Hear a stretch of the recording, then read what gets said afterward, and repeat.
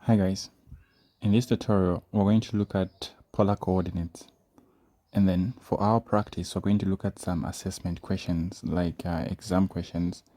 This for example is coming from some past tests. This is a quiz paper. This has to be I think it was an exam paper, and then we're going to look at this, which is coming from a quiz paper. And then of course in the later video we're going to look at polar coordinates or polar equations of conic sections. And then we're going to do more examples from examinable papers or examination papers. Yeah, so look out for that. So now, what do we do under polar coordinates? Well, for the most part, we have been looking at we use rectangular coordinates. In rectangular coordinates, what you have is an x-axis and a y-axis. So if you wanted to specify a point that is at some position, let's say there, all you'd have to do is describe how you'd reach that point, describe how you'd move in the x-axis, and also how you'd move in the y-axis. Of course, we call these components. By using the x and the y components, we were able to specify exactly where a point, let's say a point P, is going to be. Now, instead of using the x and the y-axis, we now want to look at a new coordinate system which would help us to actually make the same conclusion. And this is what brings about polar coordinates. Now, how does it work? Well, for polar coordinates, instead of giving a point, specifying a position by giving its y component and its x and y components, we now want to do the same, but now we'll have to specify the radius r, how far away it is from the origin, and also the angle we have to rotate to actually get to that position. So in other words, we'll be looking at the radius that takes us up to that point. We'll label that as r, and the angle rotating from the positive x anti-clockwise until when we reach our vector there. So these are the two pieces that we'll be using to actually specify the position of our point. So the first thing that we want to do is create a relationship between what we know, the x and y, to the new values that we want to be using, the r and theta. So if we look at x and y as pieces of r, then notice that x can actually be expressed in terms of r and theta by using r cos theta. In the same way, y can also be expressed in terms of r and theta. And of course, you know to say this is going to be r sine theta. And of course, if we wanted to relate the angle itself to the y and the x, you know to say by tan, that is just going to be tan theta equal to, and this is going to be y over x. So these create the three expressions that are going to be very helpful in actually making the conversions from polar to Cartesian coordinates. So you have x is equals to r cos theta, y is equals to r sine theta, and tan theta itself equal to y over x. So these are going to be the expressions that we're going to be using for the most part. And every now and then, whenever necessary, we're going to be using a relationship by Pythagoras theorem between x, y, and r. Of course, seeing that r is the hypotenuse there, and x and y are the two shorter sides, we should be able to see that the 3 will be related to x squared plus r squared, not r, plus y squared. This will be equal to r squared. So when necessary, we'll also come up with this expression, or we'll be using such a relationship. Now let's look at our first series of examples. So in the first part, we just want to see how we convert a point, a specific point in Cartesian, how we convert it to polar coordinates. So let's say we want to convert. Let's convert 2 points. So convert the point. Let's say negative 1, 1. And so we're going to do 2 points and 0, 2 to polar coordinates.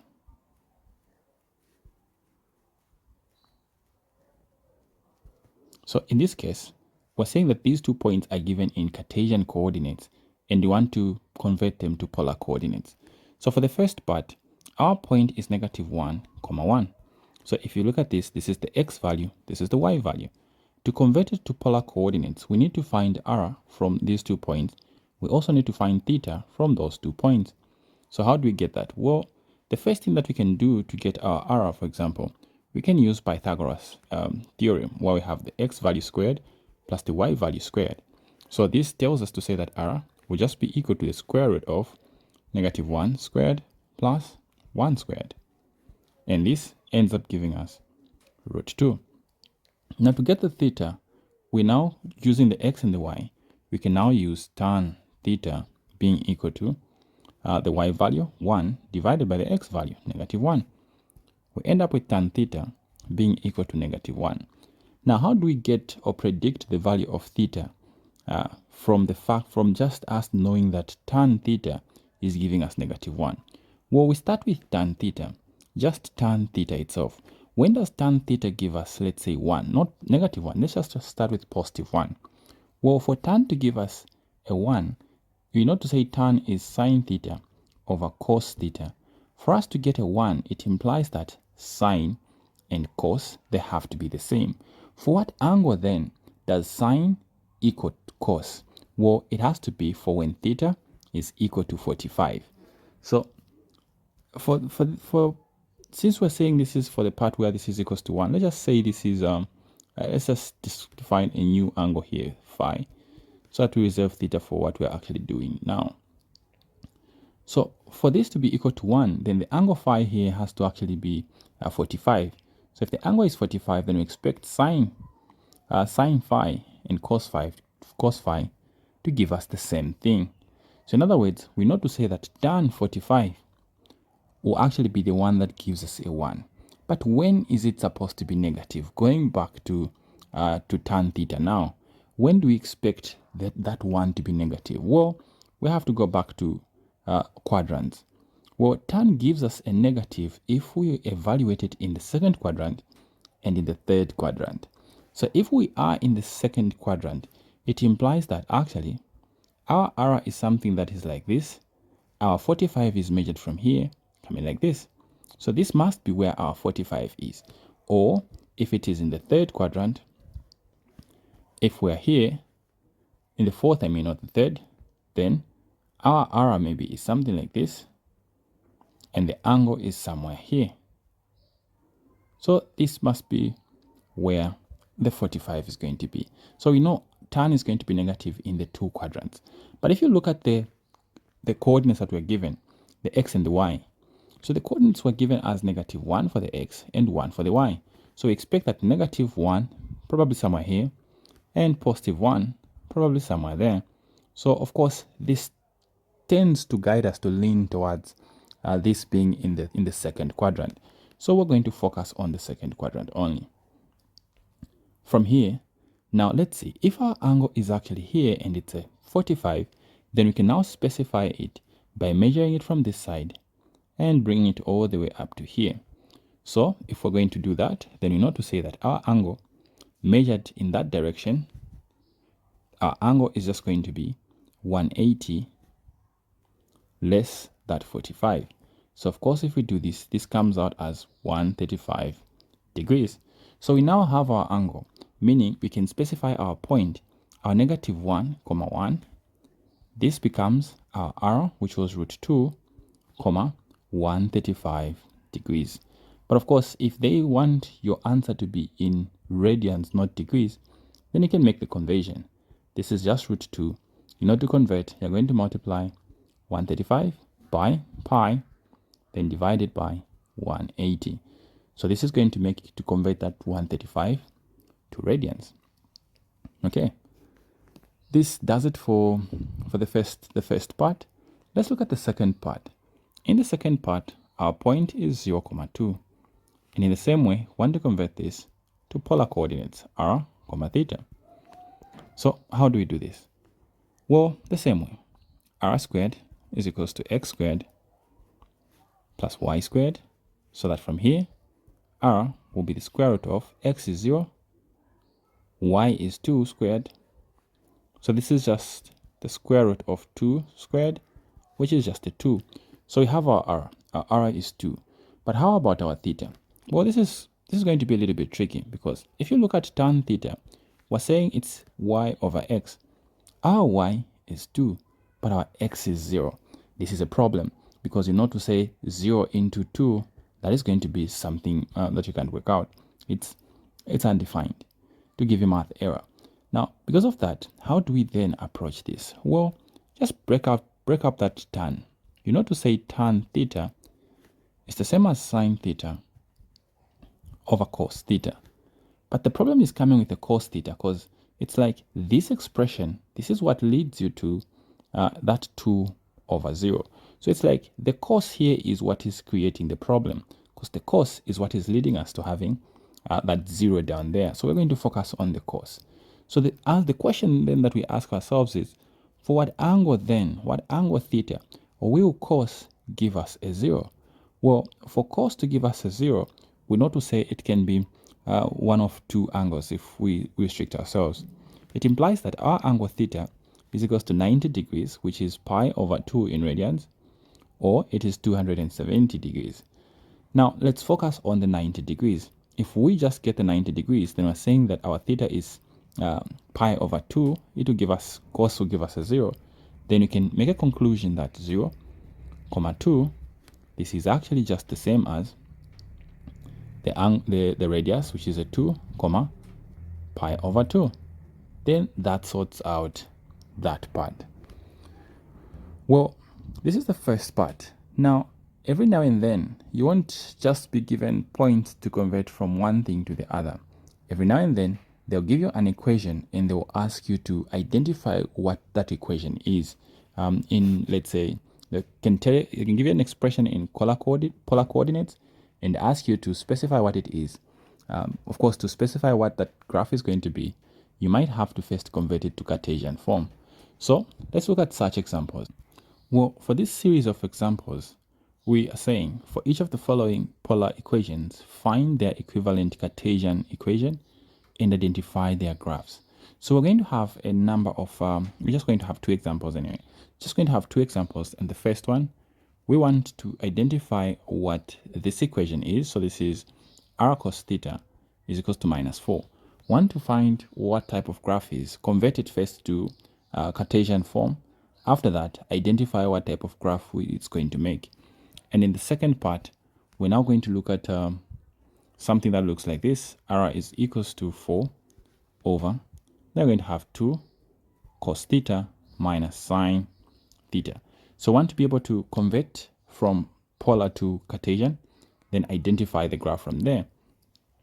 So let's look at the first one. For the first one, we have r cos theta is equals to -4. So the first step is always to remember those key equations. X is equals to r cos theta and y is equals to r sine theta. From here, you see that our expression, the left-hand side is r cos theta, and r cos theta is given as in rectangular coordinates is just x.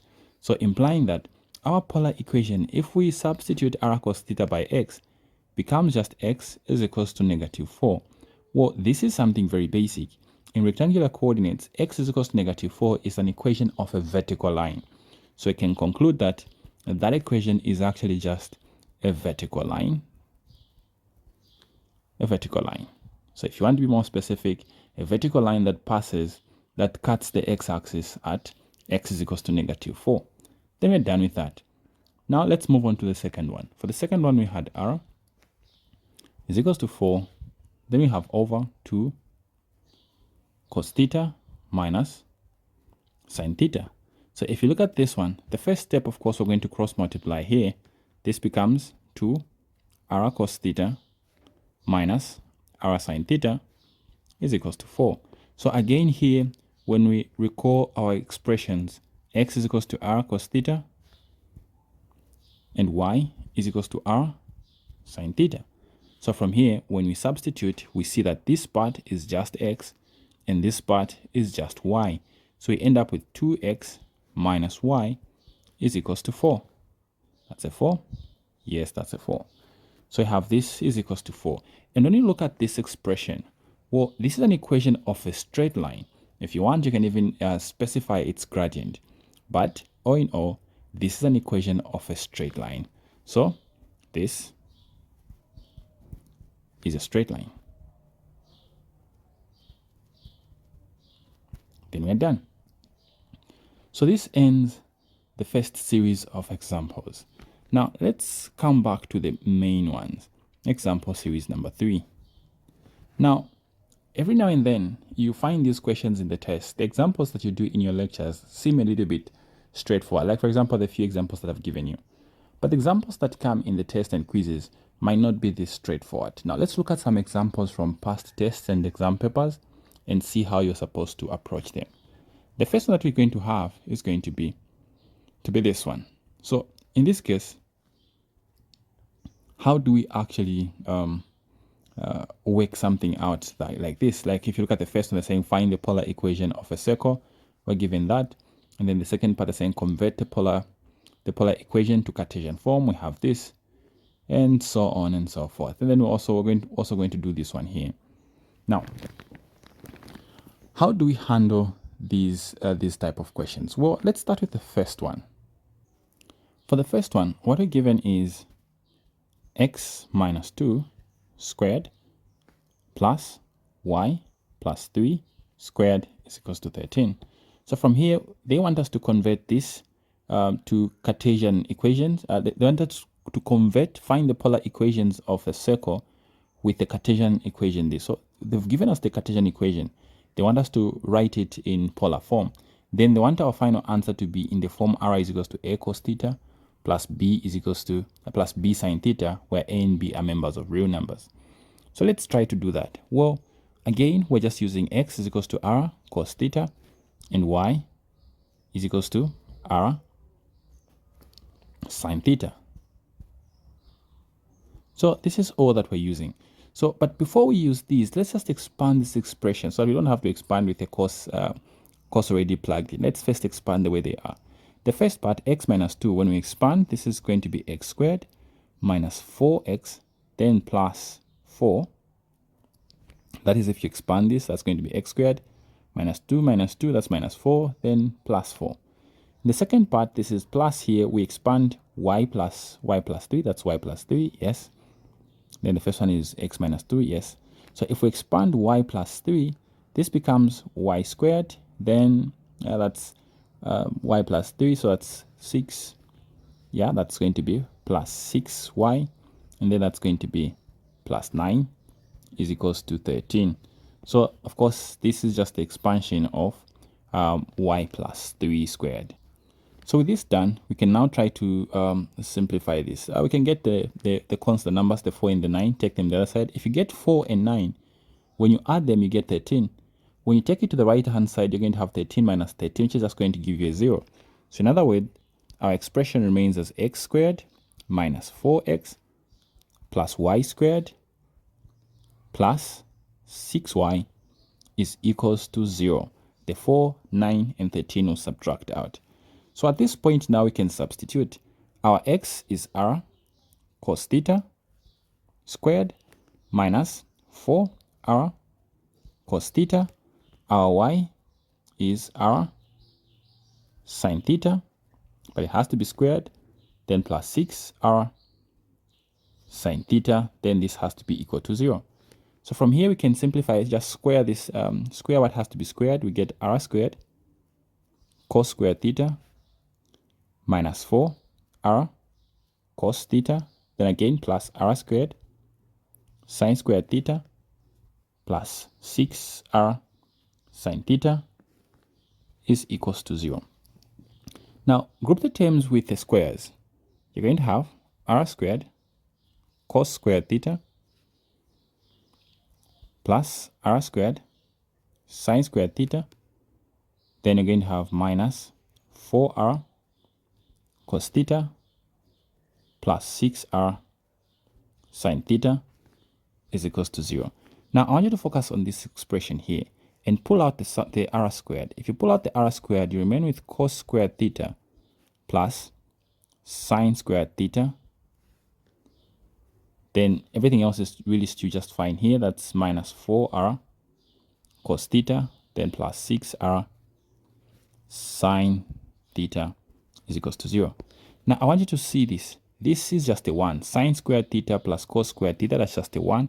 So this expression remains as r squared minus 4r cos theta, then plus 6r sine theta is equals to 0. At this point, you can take out, you can divide through by r, so that this remains as r minus 4 cos theta plus 6 sine theta is equals to 0. And lastly, make r a subject. You're going to have r is equals to 4 cos theta minus 6 sine theta. There we have it. We have made our conversion. So if you look at this expression, this is exactly what they wanted. They wanted the final answer to be expressed in the form. Let's go back up. In the form, r is equals to a real number, plus b, a real number. Then that's a cos and b sine. So if you look at our expression, a is just a 4, b is minus 6. So this is done. This is our final answer. We can move on to the second question on this example. And the second question is to convert the polar equation this to Cartesian form. So you have r is equals to 1 over 1 plus 2 sine theta. They want us to convert this to Cartesian form. So it is in polar form. They want us to convert it to Cartesian form. Now, how do we do that? Well, again, the first thing that we're going to do is perhaps cross multiply. This is over 1. So if we cross multiply, we're going to have r multiplying 1 plus 2 sine theta equals to 1. We bring in that r, we end up with r plus 2 r sine theta is equals to 1. Well, at this point, we see to say that this part is just y, because we know that y is equals to r sine theta. So you might as well substitute it there. So we get r plus 2 y is equals to 0. Not 0, is equals to 1. Okay. With this part done, we now see that this expression, we're almost there. But this r here is messing things up. Because for it to be in Cartesian coordinates, we should get rid of the theta, we should get rid of the r as well, the r terms. But here we still have the r still present. We need to get rid of it. And if you go back to the expressions that we had earlier on, we sought to say that what we need for us to make the conversions or expressions that we can use this, we can use this, and more importantly, we can also use this expression here. This expression relates r to x and y. So we can use that to actually get rid of this r here, because we know that r squared is equals to x squared plus y squared. So that r will just be equal to the square root of x squared plus y squared. So that if we plug it in, we're going to have x squared plus y squared, of course the square root. Then we're going to have plus the 2y. Then this is what will be equal to 1. So where there's r, I've just put the square root of x squared plus y squared.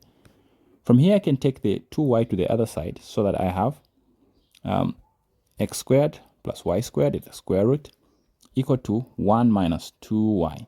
I can square both sides so that I get x squared plus y squared is equals to, when I square the right hand side, I'll get 1 here. Then this is going to be minus 4y. And then this is going to be plus 4y squared. Now at this stage, you can even argue to say that we have converted that equation to, we've converted it to Cartesian form already, or we can simplify it a bit further. X squared, this becomes plus y squared, then the 4y crosses minus 4y squared, and then this is equal to, can even bring the other 4y, becomes plus 4y, then this is equals to 1. So when you simplify, we now have x squared, this becomes minus 3y squared, then we have plus 4y is equals to 1. Let's just go through that. That's going to be minus 4y squared, then it's going to be minus 3y squared, and this is minus 4y, it's going to be plus 4y. Of course, all coming from minus 4y there. Okay, so we reach this stage. Again, we can argue to say that we've converted an equation to Cartesian form, but let's just add one extra step here. What if they wanted us to identify the conic section? They wanted us to identify the type of graph we'd make from this expression. How would we approach it? Well, to identify the type of graph, we'd have to complete the square for the y term here. How do we do that? Well, you know how to complete the square. We have x squared, pull out the coefficient of the y squared. So I'm going to get the minus 3 here, Then I'm going to have y squared minus 4 over 3. Yeah, so I'm pulling out minus 3. This will be positive. This will be negative, and 3 will come down. Then a y here. Just doing it for the y terms. This is equals to 1. Then, so you have minus 4 over 3 y. The coefficient of y is minus 4 over 3. Minus 4 over 3. We'll square it. We'll add it. Then we'll subtract it. Everything else remains the same. So after doing this, this is now x squared minus 3. So once we reach this stage, we'll get the y here. Then we'll get what is inside here. It's important that you don't evaluate this square here. So with the sign, this is going to be minus. Oh yeah, we forgot one thing. We need to half it. So we need to half what is inside here. When we half it, this will divide by 2. So that instead of a 4, we're going to have a 2 here. So even here, this will not be a 4. It will be a 2 here. So half the coefficient of y, then square it, add it, then subtract it. So this is going to be minus 2 over 3 squared. Then the other term is going to be minus. This one we can evaluate the square there. It's going to be minus 4 over 9. Then this will be equal to 1. So now we can bring the minus 3 inside. We get x squared minus 3 y minus 2 over 3 squared. Then this is going to become positive when you multiply with the minus 3 coming from outside. The 3 will divide with the 9 to give you 4 over 3 equal to 1. Then the 4 over 3 can go the other side. We now get x squared minus 3 y minus 2 over 3 squared equal to 1 minus 4 over 3. We focus on the right hand side. Common denominator, that's a 3. Then this is going to be a 3 here minus 4. So that's just minus 1 over 3. So here this is still the same. Squared. So that now we have x squared minus 3 y minus 2 over 3 squared equal to minus 1 over 3. So if I multiply through by negative, everything else, this negative will be positive, this will be positive. So I'll end up with 3 y minus 2 over 3 squared. This will now be minus x squared equal to positive 1 over 3 when I multiply by negative 1. At this stage, remember our conic sections, we have to divide through by this expression so that we have a 1 on the right hand side. So I divide everything by 1 over 3. I'll end up with 3 y minus 2 over 3 squared minus x squared over 1 over 3 equal to a 1 this side. Of course, this is also over 1 over 3. So the right hand side ends up being a 1. So of course, this is taking shape. It's almost looking like a conic section. But the 3 that is here, how do we get rid of the 3?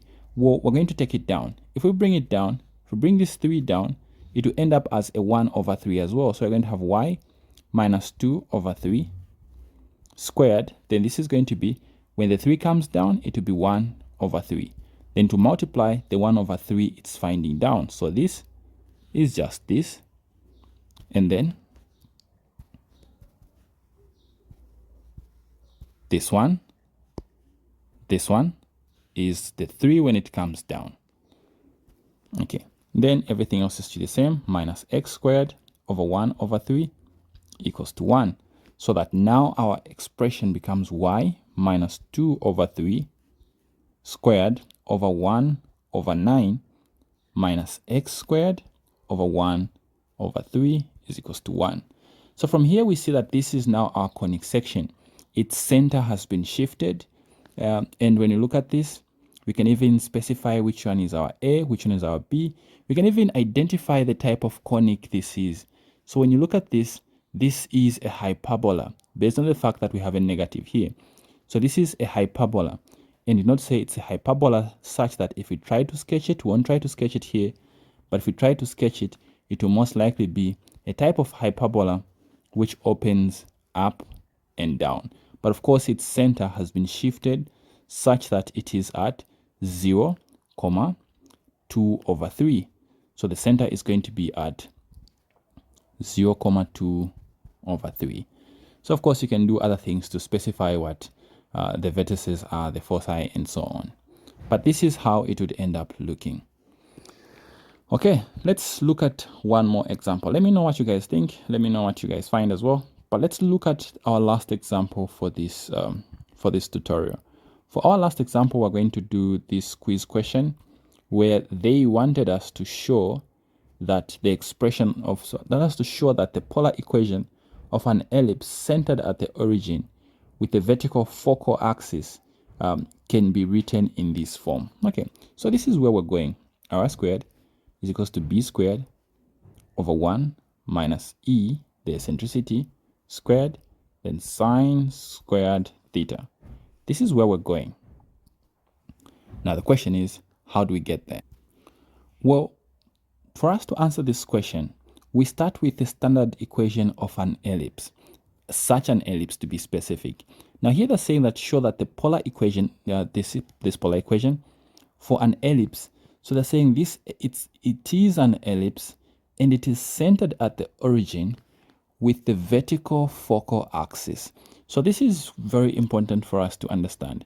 If we have a vertical focal axis, then what we're looking at is an ellipse which looks more like this. So this is the ellipse that we're talking about with the vertical focal axis. Now, how does the standard equation for such an ellipse look like? Well, in Cartesian form, such an ellipse is going to be y squared over a squared plus x squared over b squared is equals to 1. So this is going to be the standard equation of such an ellipse. Now, since we know how it looks in Cartesian form, we now want to transform it and ensure that it becomes that given equation when you take it to polar form. So take it to polar form, of course, we have to remember that x is equals to r cos theta and y is equals to r sine theta. So it starts with us just knowing exactly how our expression is going to be. So don't get confused here and swap it up. The ellipse that has x squared over a squared plus y squared over b squared is equals to 1. Here the a squared being with the x, this is an ellipse that has its measure in the x-axis. So this is going to be an ellipse that is more like this. So that's the one that will have this one here. So since they specified the measure is in the y, so it's going to look like this. So let's see if we can get our answer. So from here, we make this substitution for our ellipse where we have y, we're going to end up with r sine theta squared over a squared, then plus, then where we have x, we have r cos theta squared over b squared is equals to 1. So from here, we end up with r squared sine squared theta over a squared plus r squared cos squared theta over b squared is equals to 1. We make a single equation here, a single fraction, I mean. This becomes b squared r squared sine squared theta plus a squared r squared cos squared theta. Then this is over a squared b squared, then all equal to 1. Then from here, we cross multiply. We now have b squared r squared sine squared theta plus a squared r squared cos squared theta is equals to a squared b squared. Since we want to make r the subject, we'll pull out r squared from both terms on the left hand side. We now have r squared.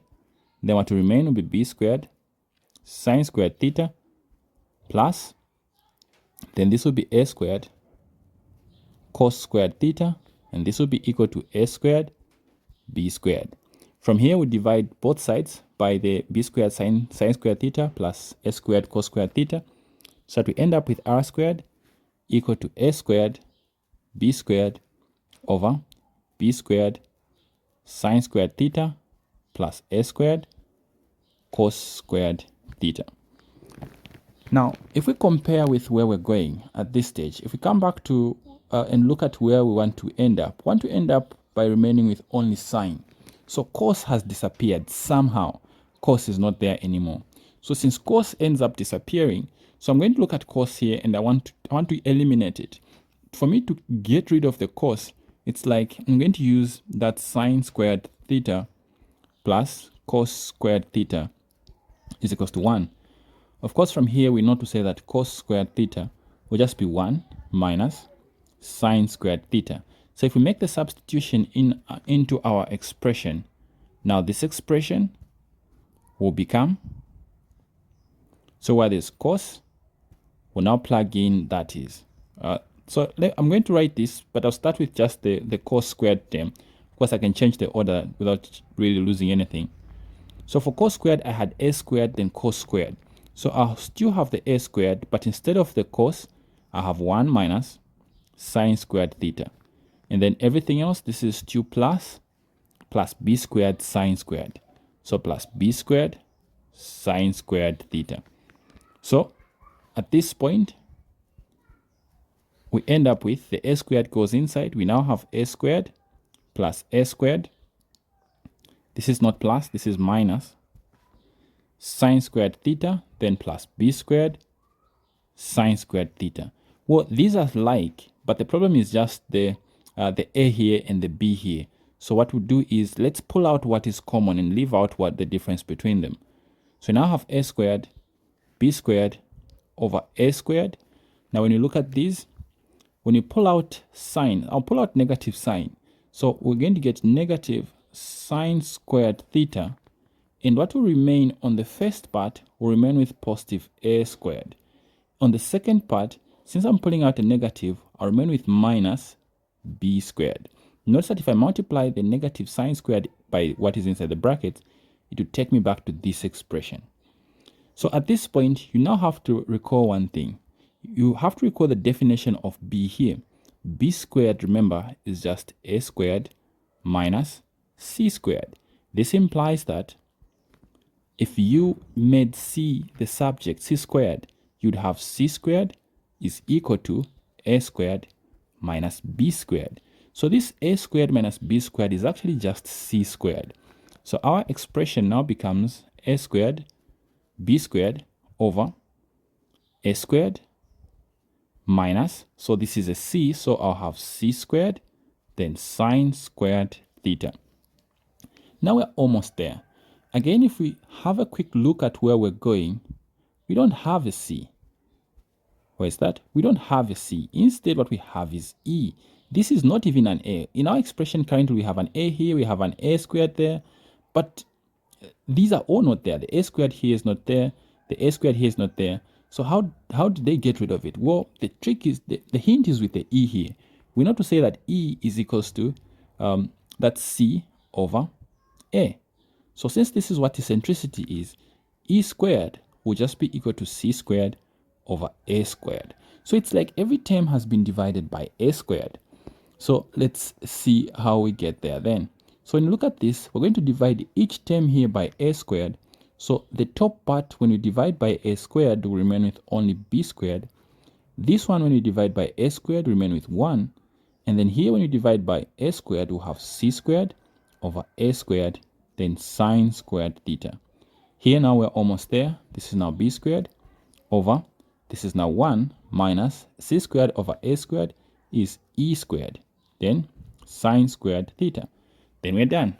Therefore, we have showed that r squared is equal to b squared over 1 minus the eccentricity squared, then sine squared theta. So this is what they wanted us to show. Okay, so hope you guys found this helpful. If you want me to be doing more math tutorials, leave a like and let me know in the comment section. I'll leave a link to the next live class we're going to have, polar equations of conic sections, in the description. Look out for that. It will be later on tonight, so you guys can be expecting that. Now guys, hope you found this helpful. Leave a like if you did. We'll see you in the next tutorial where I'll be uploading something on triple E. No, not triple E. I think it's CEE next. Night.